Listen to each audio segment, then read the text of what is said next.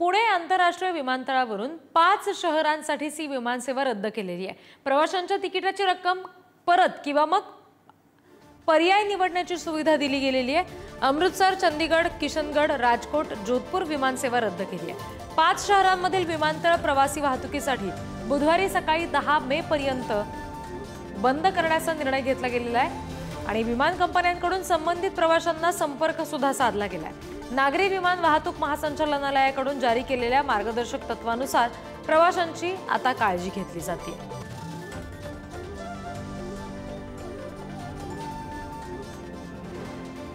आणखी तपशील घेऊया प्रतिनिधी बालाजी पोद्दार यांच्याकडून।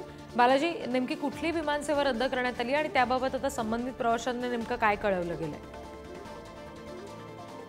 भारतीय लष्कराने पाकिस्तानमध्ये हल्ला केल्यानंतर त्याची सुरक्षितता म्हणून हे विमानं रद्द करण्यात आलेली आहेत।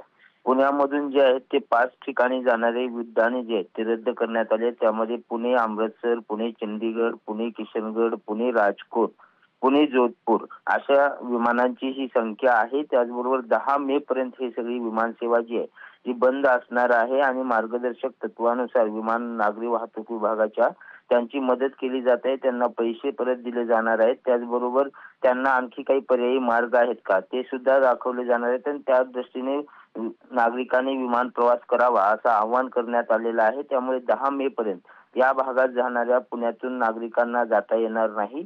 त्यांना इतर प्रवासी मार्गाचा वापर करावा लागणार आहे। रिद्धी जी, बालाजी धन्यवाद दिलेल्या सगळ्या तपशिलांसाठी।